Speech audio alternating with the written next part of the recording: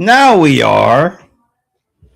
We are live. It's Friday afternoon in a bit of a messy ATL Friday. Little rain, little thunder, little stuff like that.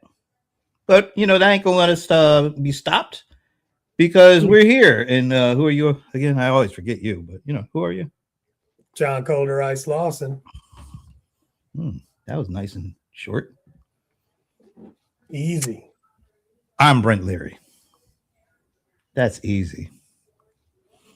Give the people what they want. Keeping things in order.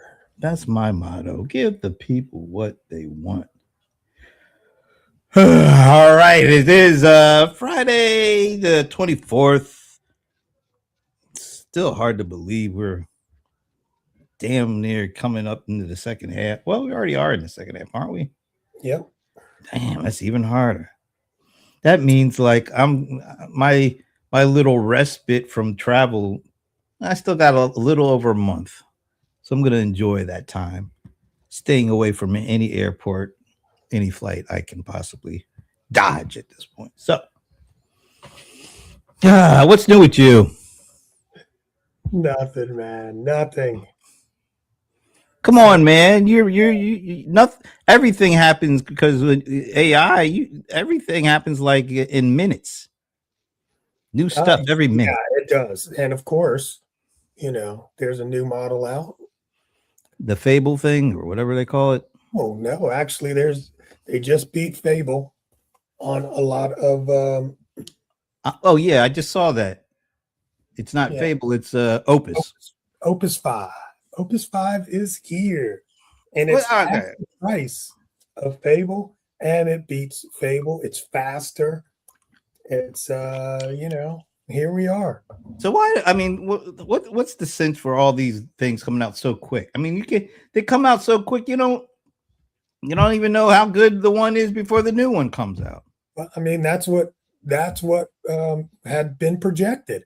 That's what it feels like when you have, what's that curve? What's the curve? L curve. No, the I don't know. I'll figure it out in a minute. But anyway, it's a curve that goes. You talk about Moore's law. No, it's not a law. It's just a curve. We got curves. We got laws. I mean, got tariffs. Jesus, hard to keep up with all this stuff. But the rapid pace is only going to get even faster, more rapid. Faster. Let me, because you are one that keeps up with as much of this as possible. Yeah. I didn't say everything. I think you do a good job with trying to keep up with this stuff as it's happening. Let's put it like that. Do you find it difficult to really understand all the stuff you're trying to keep up with? No, because I am very focused on keeping up with things that make a difference in my universe. That's what I try to keep up with. And your universe is really concentrating on what these days? It's really concentrated on what's going on with Anthropic and Claude. That's it. I've narrowed down my focus to that area mostly. So you don't really focus. How much? All right. So if you had to like break it down, like how much time do you spend on Anthropic world? How much time do you spend on OpenAI world and whatever? Just break it down. How do you go about? So I mean, I watch different channels on both YouTube and X to just see what these folks are saying. So that can pretty much keep me up on the scope of all of it. But when it comes down to use and application, I use OpenAI almost zero. I use it for making images, but other than that, I don't use it pretty much at all. And then that makes me pretty much 98% focused on Claude. So you don't bother about the others that are out there, like the Geminis or the Perplexities or whatever's going on at Microsoft. Uh, No, no. I mean, I've made my choice, and that's my so, choice. so you're And riding with Anthropic. I mean, it is what it is. But yeah, yes, I'm riding with Anthropic. You just like keep a eye open for and like all the other stuff that isn't Anthropic centric, just to kind of know what else is going on. Oh yeah, that's what I'm saying. I keep up with influencers and experts on all of AI world, but when it comes to implementation, I'm sticking really deep with Anthropic and Claude. A year ago this time, were you what? I How was was it? I was probably 70-30. 70-30 Claude Yeah, 2 years ago. I was probably 100%. I guess close. I don't. I was probably okay. Flip that the other way around. I was probably that. 70-30 Open AI 2 years ago. Yeah. 70-30 open AI. So in 2 years, you completely just 180-degree turn. Yeah, absolutely. You What? know, Why? What was the big reason for that? well, I mean, there was a clear differentiation between application um, that you could do with um, Claude when they came out with Cowork and the desktop version, you know, and that just sold me. And And Claude Code, I guess. well, not Code. I don't use Code that often. I Oh, use okay. it every once in a while, but So you mostly know, co-work. yeah. But here's the thing: the models are the same on the backside. That difference between code and co-work is very minor. It's almost like one and the same. I hear a lot of people say they really use them both together, not one instead of the other. Yeah, I mean, and I hardly ever use code, and because I'm hardly ever like coding, I might one shot and vibe code something, but I'm not going back and tweaking it, and I'm not trying to build something that's public facing and ready to go out. So I don't need all of the flexibility that code gives you. I'm fine with the restraints of co-work to getting it done and ready to launch at least internally or for the Yeah. team. So all you're doing is aimed at internal. You're not doing any of this to sell externally. You're doing it to kind Right. of do what you need to do, help you do what you need to do, basically. Exactly. So Yeah, it makes co-work sense. kills me. That's It's, your jam. that is my jam, dude. I spend a lot of my time in co-work. Yeah. And it's amazing how much different my life is from where it was when I was a open AI guy. You were never a co-pilot guy, right? No, I wasn't a co-pilot guy. I mean, I just don't have Microsoft tools in general. You know, um, I, at one point, I do remember when I was thinking about where I was going to really land. I was saying I was going to land with Google. Yeah, Uh, I'm curious. Like Gemini has come a long way, but you're definitely a hardcore co-work guy. well, I mean, Gemini still doesn't have a desktop version. That's you It's know, coming. It's it's coming. coming. I Yeah. mean, the deal is once you let something out into the world, people duplicate it. So, OpenAI's work is a copy of co-work, but you just look at who's the leader. They're the ones leading. Everybody else is duplicating and copying at this point. Now, So I'm not now, and that's not.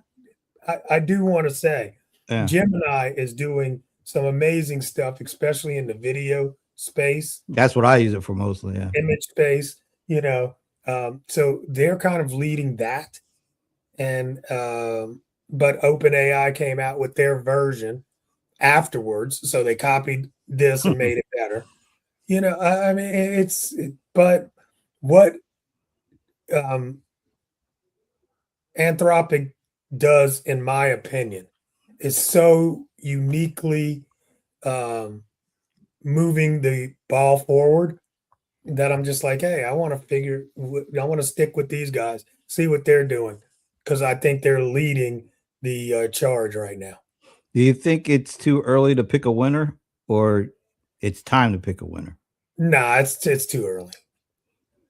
So even though you're into it right now, a couple of years from here, it could be a whole other different story. Well, I mean, it would take a lot. It would take a lot because it was painful to move from OpenAI to Anthropic. And once I put my stakes in the ground for, I'm a Claude guy, it's going to be hard to get me out of this mode because I got to move all of my processes and workflows and the way I think. And oh, I know this button right here. Here's what you need to do. This is the command I need to pull up my skills. Here's where all my, all of that stuff. It's not easy to just flip back and forth. That's why I'll tell you one thing. Well, I'm not going to say. Oh, what? Well, I mean, it's if people when people are flip floppers, then I understand that you really don't know what the deep ins and outs are of a tool because you're flipping back and forth. There's no way, So you got all these AI bros, and every day there's something new, and they're going crazy. Oh my god! Look, oh my god! It's the great, And I'm like, Well, this is going to get me in trouble, I think. Yeah, that's what I'm saying. You're about to get us in trouble. I mean, if there are AI bros, just keep it at bro. If you leave the bro X off of it, then nobody can make the jump to what might be. What was that? There was a saying back in the day, bros before something. I can't remember. Yeah, you can't. I can't remember. You cannot. That's disrespectful. That is very disrespectful. We need to leave the disrespect behind. But what were you going to say? No, I'm not saying it. Oh, okay. You trying to get me in trouble? Shit. No. Okay, I thought you were going to say. So, but I mean, here's the thing: it's the audience that they're appealing to. That audience are full of people that really are looking for the shortcut, and they'll never be satisfied. Isn't everybody? I mean, no, I shouldn't say everybody. The vast majority of people are always looking for the shortcut, though. I mean, in whatever, not just in this context, but in most. Yeah, and I mean that's that audience. I'm not in that audience. I'm not. That doesn't appeal to me. I don't want to just know. Hey, look, there's a new. Yeah, in other words, you don't just want to be the mile wide, knee deep. Exactly. Right. I'm a very deep person. It took me years to move from eBay to Amazon. Years. Even though I was one of the first they made an offer to come on their platform, it took me another 4 years before I took that platform seriously. And it was kicking and screaming, trust me. But it only took you a couple of years to move from OpenAI to Anthropic. Right, but that's because of that curve that I can't remember the name of.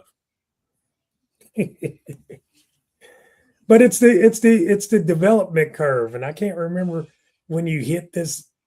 Oh my gosh, I cannot. But it's it becomes accelerated over and over and over again.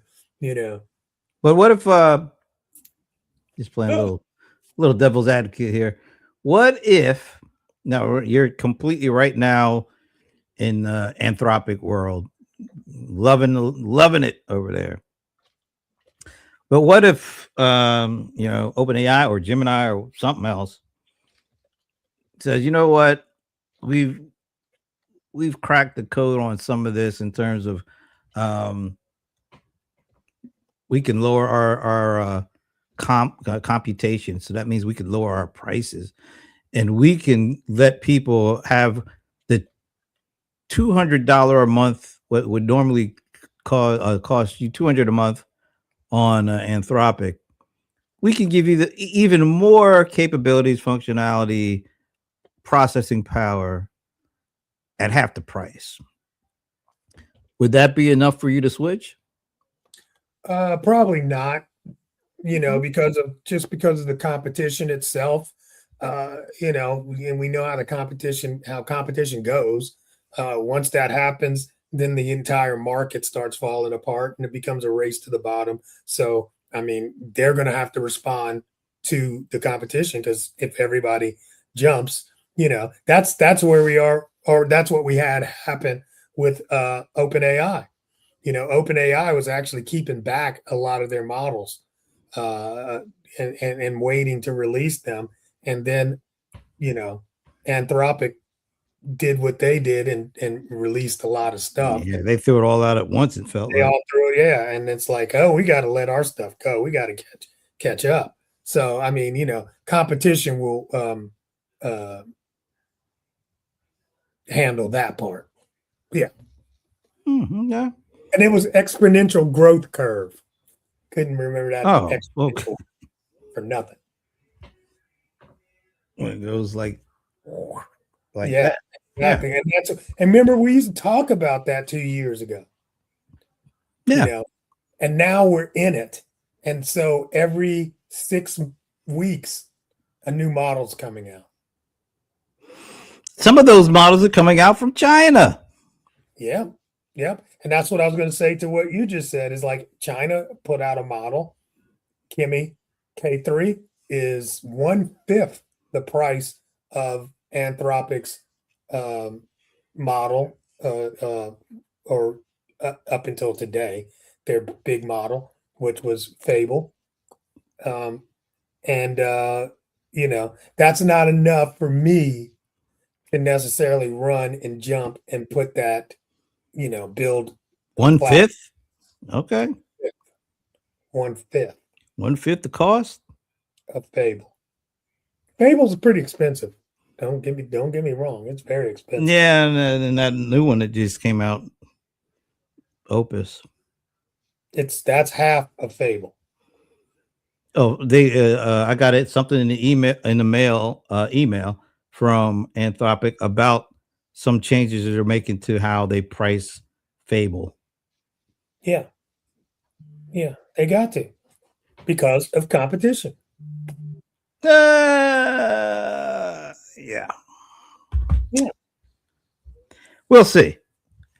There's Well, this, well, I'm just what this. you There's this. We just heard from the resident that he's putting tariffs on stuff around technology, and I think this China thing has the potential to be a big hand grenade thrown in. Um, why? What do you think about trying to keep China from being able to buy stuff or to use stuff, all in attempts to keep the edge that you think you have in AI? Do you think that's a good strategy, long term strategy for American AI hegemony to you stay know, with them? I like the old America. You What's the know, old America? the old America was freedom. This new thing that they're putting in, I don't understand it. It doesn't, we were kind of like the land of the free, where everybody else would have all these restraints. You'd go to America because you could, and now here we are, uh, and suddenly we're trying to keep our technology away or their technology away from our people, it's man, this is not the America of the past, you know, It and I feels think it's like, very dangerous. are we afraid all of a sudden? Are we afraid to compete? Are we afraid to be out innovated, or is it a fear of China undercutting because they have usually have no regulations and they're government sponsored for everything? And the fear is even if we out innovate, they can still beat us because they can undercut and cheat. Well, I mean, the thing is, that's capitalism, isn't it? You're supposed to work inside of that restraint and win and still win. How are you going to be the best when you are cutting off all, let me just put it like this. Your team, right? Um, Yes, Mike. Part of the reason why LA is a top-notch team is because the conference they're in is a top-notch conference. The competition makes you better. You mean competition? Yeah, the competition makes you better. I don't know what I said. It You might said be. the petition. I'm like, who's petitioning? Okay. The competition makes you better. Now, if you were in a low lying, well, I can't say. Shut up. I'm not saying a thing. But competition makes you better, bro. When you cut the competition off, what incentive do you have to get better? A, and what are how can you even measure it? I don't understand this whole concept of let's do that to AI.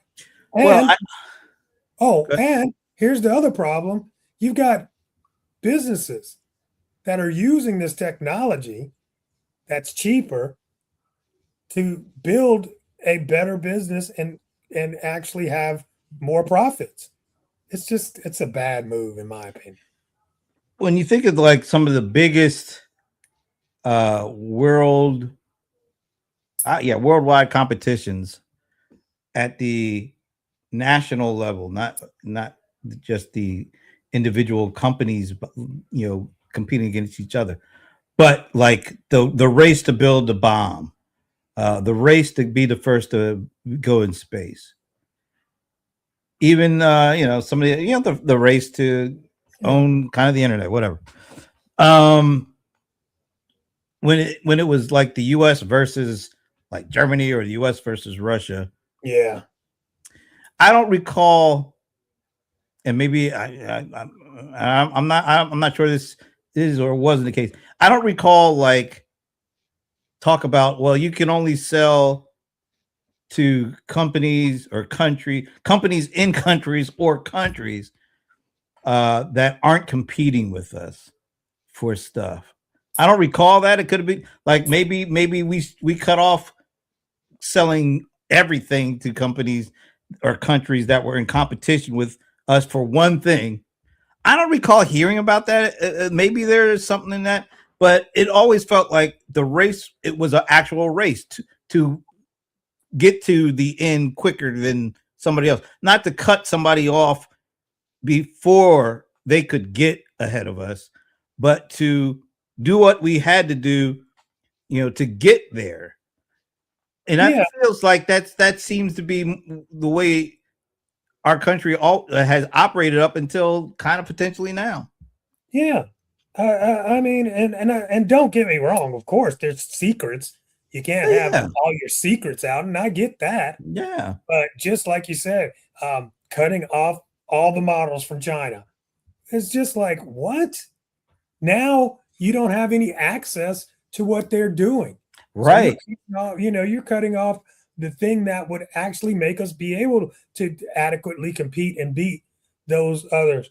This is just ridiculous, man. Well, that's why we welcome, going back to the World War II, the race for the bomb. We welcome in all those German physicists and chemists Right. because they had some knowledge that we didn't, and we needed in order to win this race. Yeah, that's another thing you're going to end up doing too, is you're going to probably end up having people leave American companies and going off to, Chinese companies because they're going to pay them better. Actually, there's a lot of that already going on, like I with know. this immigration stuff, and a lot of folks from China that would typically come here to learn and educate. China Yeah, or not. is yeah, China is building out relationships with other countries to help with that, help Stupid. build the knowledge base up outside of the U.S. 10 And it years from now, we're going to talk about this. yeah, it really feels like this AI trying to keep other countries from learning so that we can stay ahead instead of doing whatever we can to stay ahead. That's a shift in how we operate, and I don't think it's Isn't it? a It's positive shift. at the core. We used to be the ones that we would just work harder and smarter until we, like, when Russia came, when Sputnik went into orbit back in like 1959, and then NASA was basically born because of that, because of the fear of Russia being ahead of us in space technology. And 1963 was when Kennedy said we're going to get to space by the end of this decade. You don't say that if you don't actually do things to get there, not to stop Russia from getting there, but to beat Russia there. Yeah. That was the way we operated up until now, it feels like. It's almost like pretending like we're not keeping up. So if a space vehicle is released from Russia, we're going to pretend like it didn't happen, and that's going to keep Yeah, us. what good does that do in the What real is world? that? What good is that?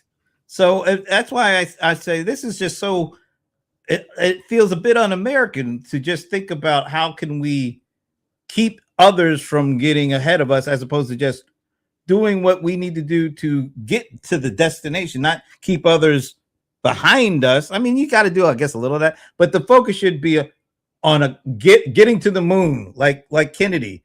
We will get to the moon, not keep everybody else from getting there before us. Right. That's not what he said. He said we will get there by the end of the decade.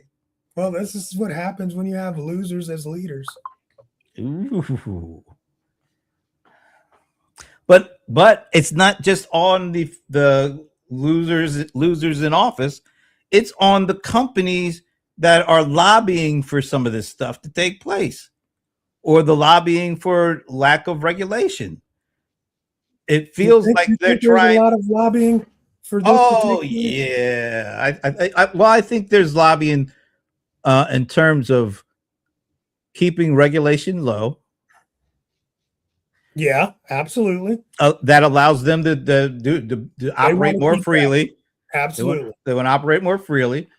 And I do think there might be a little guidance from these huge technology companies that are based here to kind of push in the direction of, hey, you need to keep certain things here, or you need to allow us to do stuff with certain companies.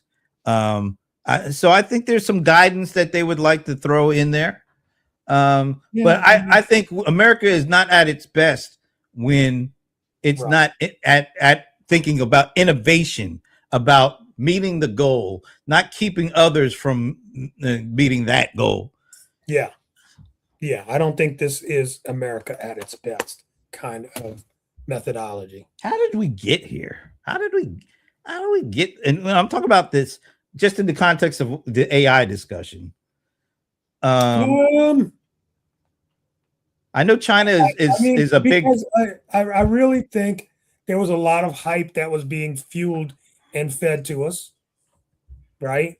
Um, Hmm. like we had talked about on our show earlier today about, 2 years ago, or when, ChatGPT 4 came out, it was like, well, we got a 2-year lead ahead of China.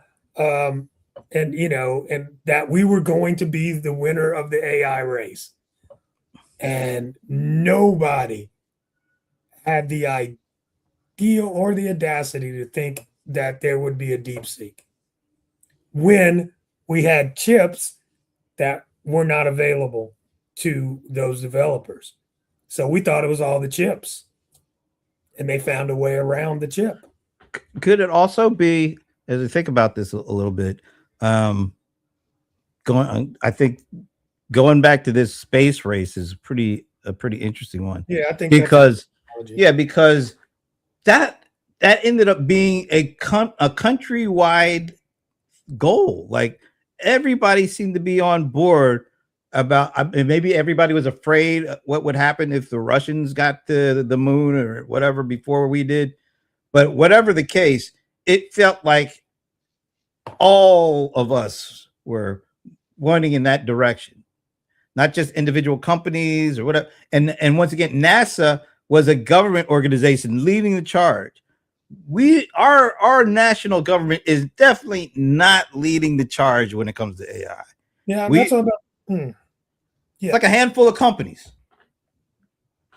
Yeah, it's definitely not a national, but I mean that comes from leadership. And I also think the goal of reaching the moon is something that everybody could understand. Like that's a goal. Getting to the moon. We know what that means. Success. Getting there. Yeah. I want to get to the moon. We're going to get to the moon first. Is there any universal goal or objective regarding AI right now? Is there one? I mean, it's just not. It's not that simple.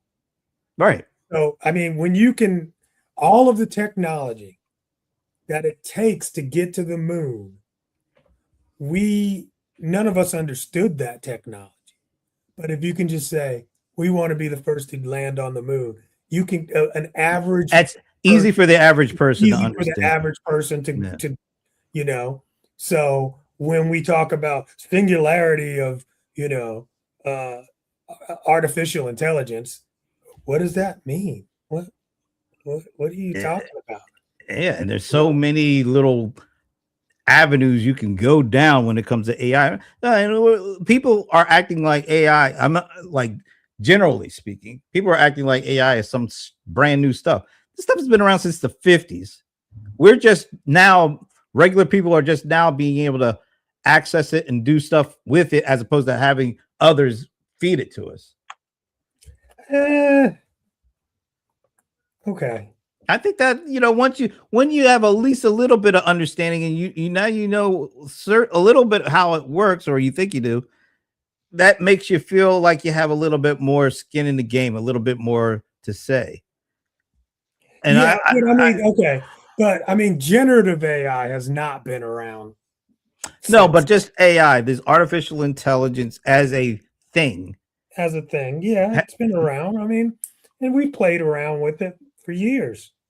Playing around with it, but now it's a daily thing. It's not right, because it's like you said, it's in the hands of every day. It's interesting.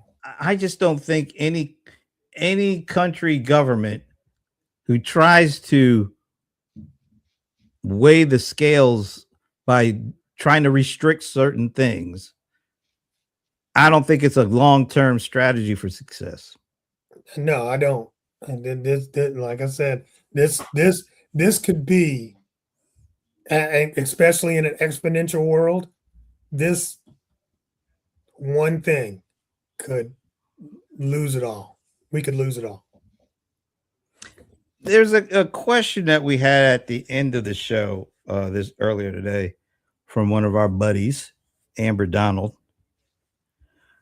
who said, how much should the regular person kind of be trying to understand this stuff, trying to understand how to use it? Yeah. I mean, it doesn't take that much.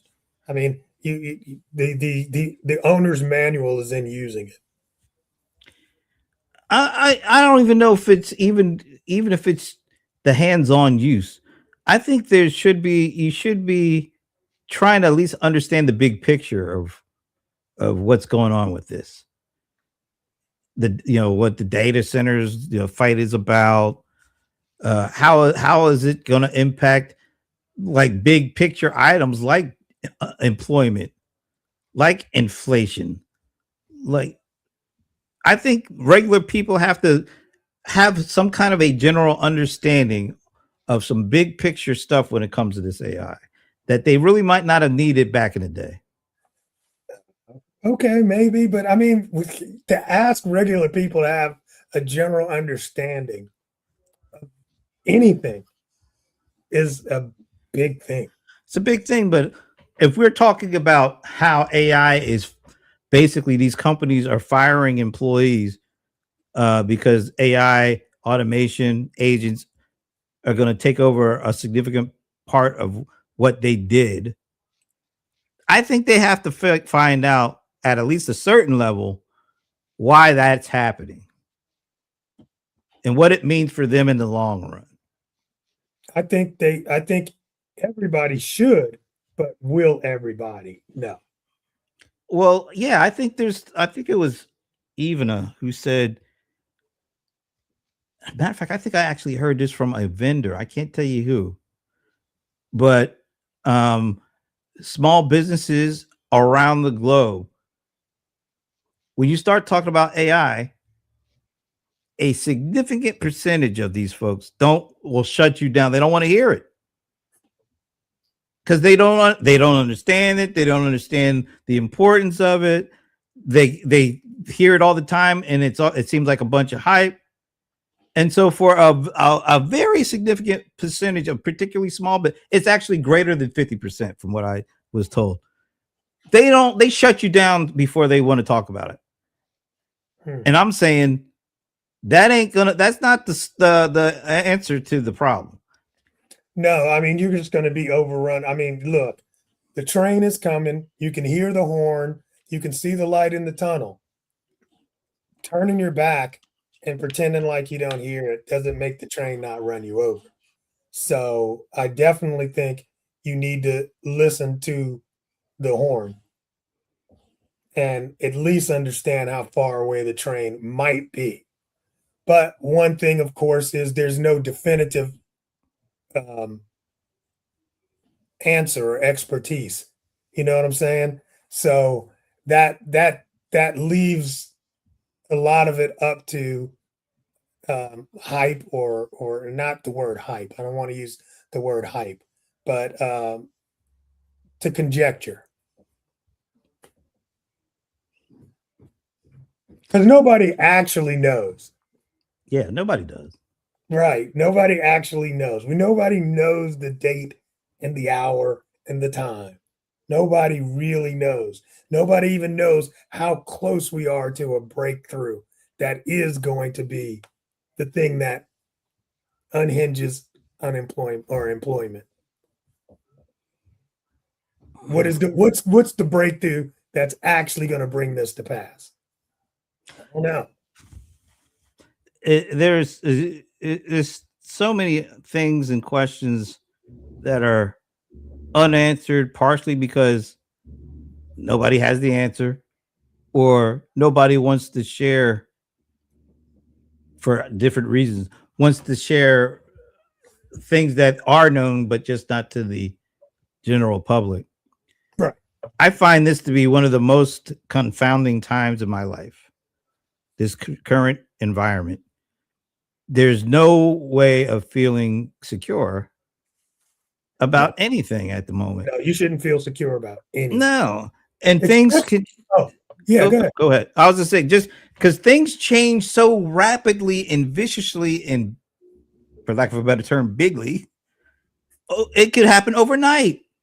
Like Not you could bigly. be feeling good. You could be Not feeling bigly. You could be feeling kind of good when you go to bed. And by the time you wake up, more people have died in a war. Gas prices have gone up. Oil prices have gone up, $110. And you thought when you went to bed the night before, things were good. And you wake up. We had a signed peace agreement. and it makes you feel like you're constantly getting bombarded with chaos. Yeah. And it Yeah. makes it very hard for like the stock market. We all know, generally speaking, it's supposed to go up and down. Over time, the trend is it goes up more than it goes down. That you used to. It's not a straight line up. There's ups and downs. But in the last year, it's like every day. Every day. There's just no, and it always seems to be triggered by the resident. I'll just put it out there. He will say something like the tariffs or the way he talks about this war. And as soon as he says something just so outrageous, the markets react. Everything reacts. So it feels like a lot of times it's chaos that is kind of manufactured, because usually what do we say when he says something outrageous or outlandish? Just wait till Tuesday, Taco Tuesday. Trump, what is it? Trump backs down Always again or something. Oh, yeah, always chickens out. That's something like that. chickens out. And it Yeah, does chickens feel out. like that to a certain extent, but it's this manufactured chaos that we have to live through. That it's just very unsettling for the most part. Yeah. Very unsettling. And now we got this AI stuff, but by its nature, it's very unsettling because it's so chaotic and nobody knows, or at least we don't feel like anybody knows. So we already have a chaotic person in the office. Yeah. And now we have and we've had for the last, really, since OpenAI came out. Now we have this AI stuff who we don't have a good grasp of what it's going to do to all of us in the long run. Nope. So everything just feels topsy turvy. There's absolutely no way I can imagine most people are going to feel comfortable about most anything at this point. So yeah. So let's tell you what happened this week. Okay. An AI model from OpenAI. Hmm. It's not a released AI model. So yeah, I think they're on 5.6. So this might be 6 or 7 that they're testing. And they had it in a closed test environment. Okay. So this test environment has no access anywhere to the internet. So it's not connected to the internet. It's not connected to the internet. And it was given the goal of breaking into or to jailbreak another system. Okay, so but this is all inside of a very closed environment, right? Now, one of the things that they were doing is that they had another computer that would introduce some software or something. I don't know what. Again, it's beyond my. So this other computer is connected to the internet. No, it wasn't actually. So it is. So both of these computers are not connected to the internet. Both of these computers are not connected to the internet, but they're connected to each other. But no, they're not connected to each other. They're not connected to each other either. Okay. Serving something to the other. Okay, but doesn't that mean there's some kind of connection? Oh, okay, but I mean they're not connected. You know what I'm saying? But they're able to speak or communicate between them. Yeah, because they're computers. But neither of them are on the internet. Break outside of this thing. Okay. Now, third computer does have internet access. It's not attached in any way to the other two OpenAI model that we've told it to break out.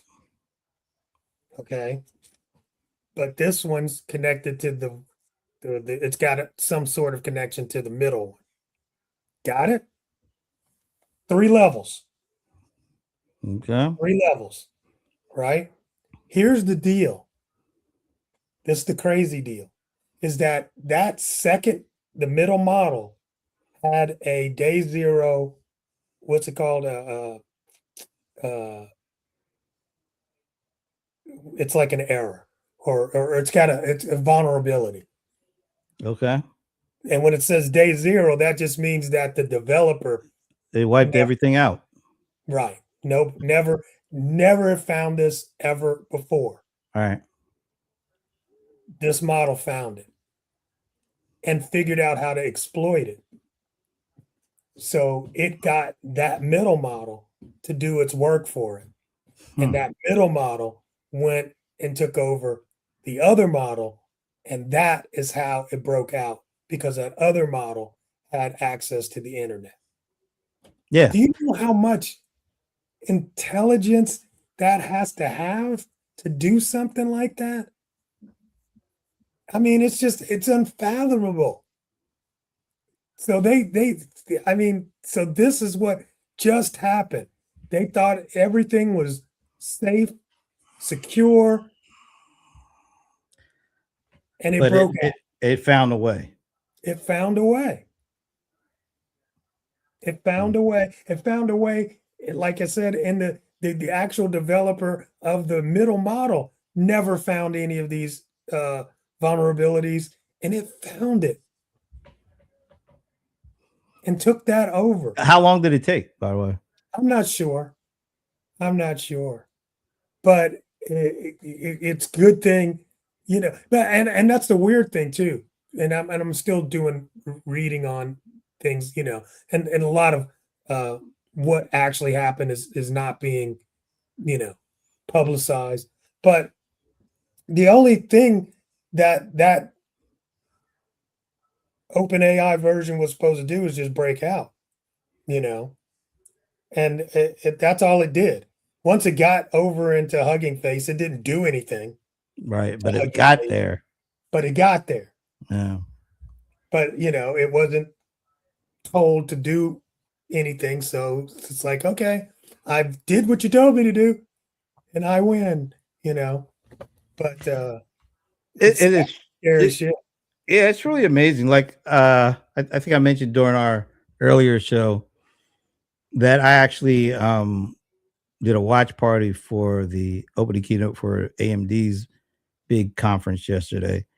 Never even thought about doing that a couple years ago. I'm a CRM CX guy. I don't that's chips and data center stuff.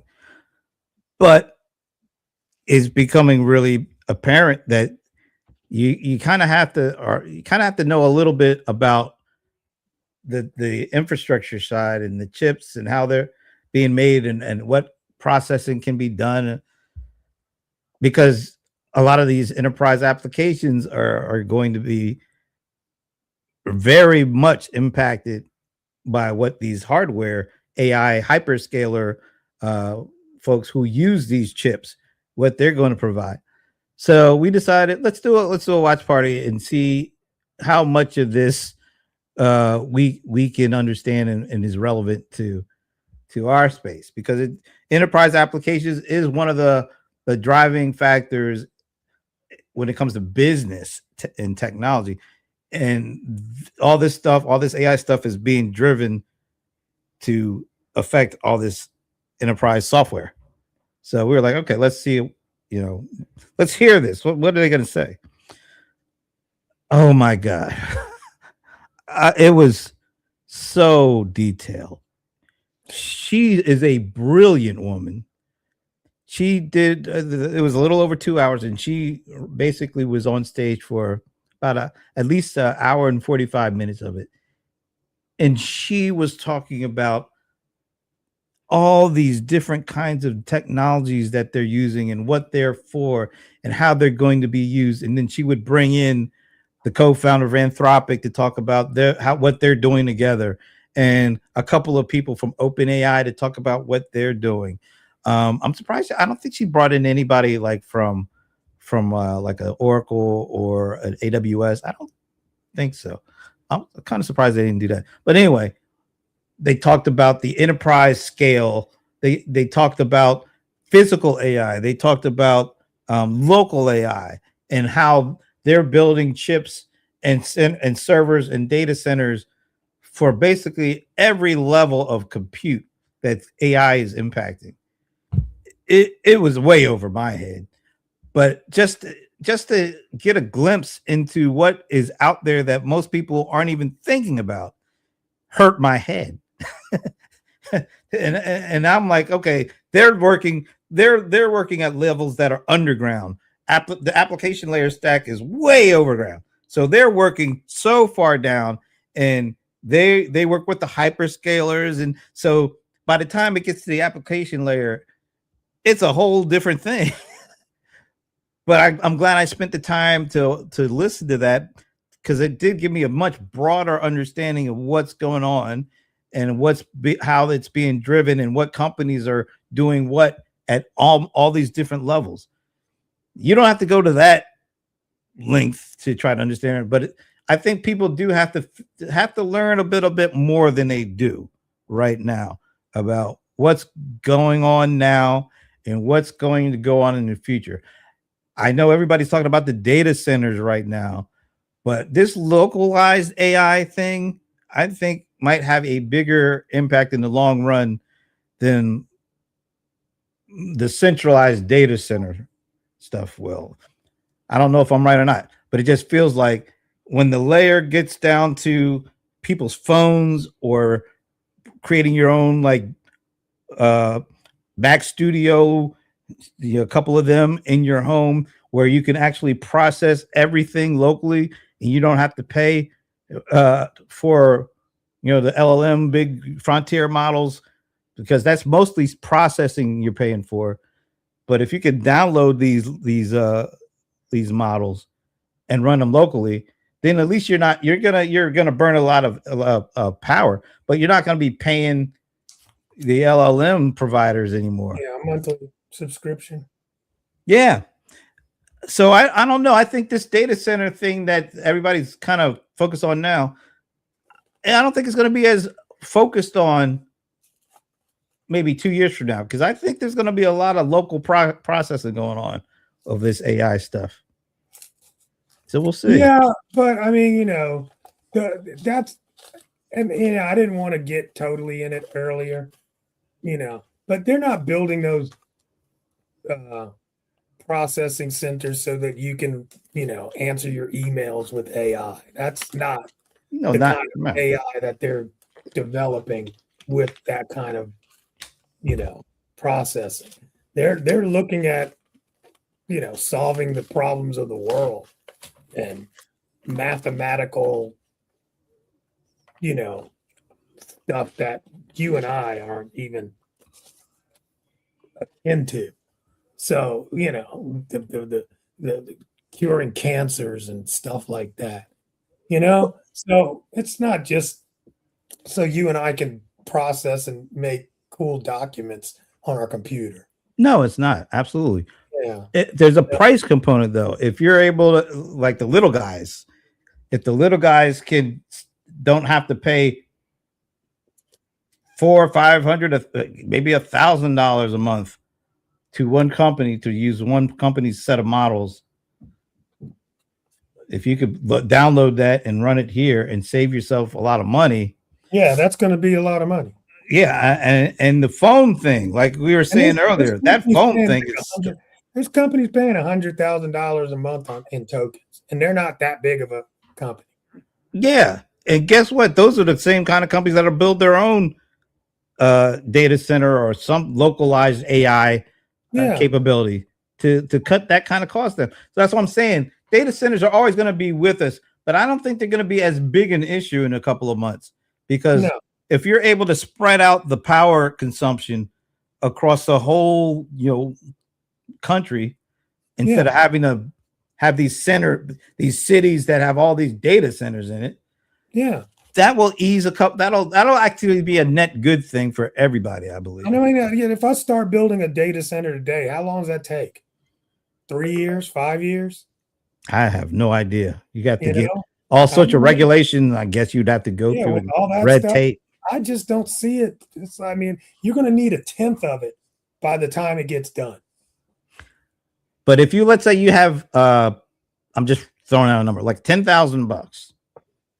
Now I know most people don't have $10,000 to do this, but if you can get yourself a Mac Studio for 10 grand and it allows you to run 90% of the models out there locally, you're going to see a lot of people do it. Yeah, but and I'm just thinking, I'm going back and thinking, Yeah. I mean, when did you ever build a computer? Yeah, way back in the day. Okay, what did you build? I think I built a AMD. I used an AMD motherboard and processor. This was like 2001 ish. Okay, 2001. That's not too far back. 25 It's years ago. yeah, and I think it cost me a total of between 2 and 3 grand. Okay, that's But a you had to pretty, buy, that's and a pretty good machine. I can't even remember how much memory. It was maybe how much. What was a big amount of memory back in I don't know. 2001? That's what I was going to ask you. What was the memory like? It was, let's put it like this. It was a pretty chunky machine for back then. Right now I got a laptop that has 64 gigs. So we're talking megabytes at that time back then. All right, I'm asking AI. Yeah. What was a good gaming machine, let's say in 2001? And how much did it cost? Okay, it's working on it. It's probably, I just did it inside of another chat, so it's probably using way more machine than I needed to do. The context window. Yeah. And I was like, so it's like, okay, a gaming PC, a top build in 2001 was an Intel Pentium 4. Wow, that's funny, right? Pentium 4. It's like, let's say 1.5 to 2 gigs. It's got an AMD chip, XP. 2 gigs, really? Gigs? You said memory was in the gigs? No, the Intel, the Pentium 4. Okay. All right. 1.5 gigahertz. Oh, okay, gotcha. All right. Yeah, and then it's got a graphic card. That was the hot one for NVIDIA GeForce 3. That was, I remember that. Maybe 256 to 512 meg of RAM. I say, okay, that's about right. Which felt like a lot back then. Definitely. Machine, it would run a whole lot of stuff. Yeah. Right? Oh, let me see. How big was the hard drive? Maybe a couple hundred megabytes. It wasn't a gig, that's for sure. Yeah, we didn't have gigs back then. So my point is that even though you thought you were top of the line, so we're talking about building, a MacBook Studio or Mac, whatever those studios now, it's like good enough for now, but the models that'll come out in 2 or 3 years, it won't be able to run. Well, Apple, and I didn't remember this being the case, but I guess it was a different time and it was a different use case. But apparently, those Mac Pro machines that look like the cheese grater, maybe you used to talk about the cheese grater. Yeah, I remember the cheese grater. Apparently, you could get up to 1.5, not gig, 1.5 terabytes of RAM in that machine. Wow. And then they stopped making that or updating that machine, and then they didn't make anything that could have that much memory in it. Now they're talking about bringing back a 1.5 terabyte RAM machine for a Mac Studio. That will allow you to run some of the largest models out there locally, because you could store it all in memory. You could have enough memory on your machine to download and install a language model with about 800. I wonder if his power went out, because there's storms in the area. We'll see. We'll give him a little opportunity to come back. Anybody out there, by the way? Oh, looks like he's trying to get back. There he is. What? That's the one thing I hate about StreamYard. It runs in a browser. I hate What that. happened? I hit the home button by Oh, mistake on the browser window. mm, So it went to another website and it kicked me out. ah. Anyway, Well, we're yeah, almost at the but time. but the deal is, I mean, ultimately, the more. So here's the deal. You just think about it. Um, what's his name? Elon built his data center, and he built it so big. Remember, we were talking about how fast he built it, how much space it had. Right? It was so big that he can't even use it for his grok right now. That he ended up outsourcing part of it to Anthropic. It's Wow. crazy out here in these world. Wow. Yeah. Anyway, I'm ready for the weekend. Yay, weekend. Are you able to like cut it off and then just have fun over the weekend, or are you constantly doing this? This is fun for me. Really? All of it? And you're talking about just, yeah, a lot of it's fun. I'll get an idea and just go. So, I need to step away from it from every now and again. Just yeah. to What do you do for fun? well, I mean, I like watching history. Oh, yeah. Stuff. I screw off a lot. Yeah, and of Absolutely. course sports. Yeah, absolutely. I watch all them reality TV shows, Yeah, that trash. and not all of it is trash. The Real Housewives. I'm kind of over the Real Housewives a little bit. They're getting kind of annoying now. Kind of. Oof. Well, All right. back in the day, it's like I'm teasing. Are they? I mean, is the what's that big one with the blonde hair? Uh, what was her name? I saw her at the Nene? airport. Yeah, Nene Leaks. Is she still around? She's not still around, but actually, I think she's going to be on a reunion show that they're Oh, having a coming up. reunion show. Yeah, it's been 20 years, bro. Jesus. It's been 20 years since the first Housewives franchise I'm launched. surprised you don't go when they're taping these. Don't they have a live studio audience for that? No, not for what? For these reunion kind of shows, like Oh where no. No, but they do have like a convention and a conference in Vegas every year. Gets yeah, about 20,000 people. you haven't gone yet. It's just not my jam, man. I mean, it's a bunch of old House. girls. I'm not, no. Most of those people weren't even married. Well, I'll tell you one thing. If you get on one of their shows, you won't be long. I mean, I don't know what the divorce rate is, but it's pretty substantial. Do they I mean, be like fighting at them things? Like, they always have to hold people back from getting in each other's no, face. they don't do that. It doesn't get that bad. Mm. I mean, they'll fight, but it's not like they're going to get up out of their chair. That's Yeah, rare. start pulling off their wigs and hitting each other with No, them. it's not, hold my earrings kind of a giant. Hold my weave. No, it's not that. It's not that bad. Damn. But Yeah. I think for me, that's getting kind of old. It's I become. mean, is that still the formula for a lot of that stuff? I think that's the formula now. It's become such a formula for social media. Definitely. Yeah, it's like let's just fight. Let's just talk about your mama kind of vibe. That it's not that it doesn't make you stop the car anymore. You know what? One of the worst things that has happened in recent memory when it comes to social media, the Facebook reel. The stuff that they put up in front of you. Oh. It all depends on what you are watching.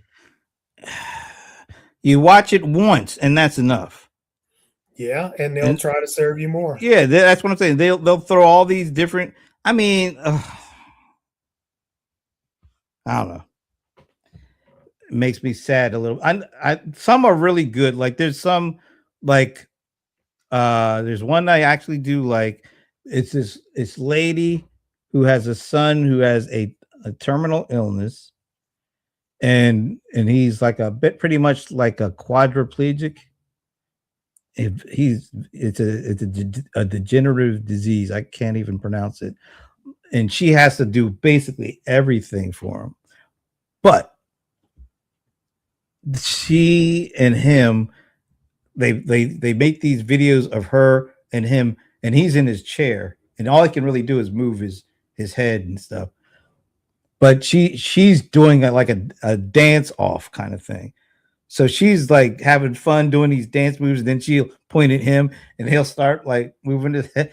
And it's good. It's fun because it's a way for her and him to for a few little seconds to not think about what's going on, in the bigger picture, but just to enjoy having fun with each other. And it's just cute, right? Yeah, awesome. So I really like that. And they pick all sorts of different kinds of songs, and I like that. And there are a couple other ones that I like that are just are fun. Yeah. But man, they throw so many things out there that it's like, why am I seeing this? Because it's you. And then you look at them and you look, all right, let me see how many people follow these 2 million followers, Crazy. 3 million.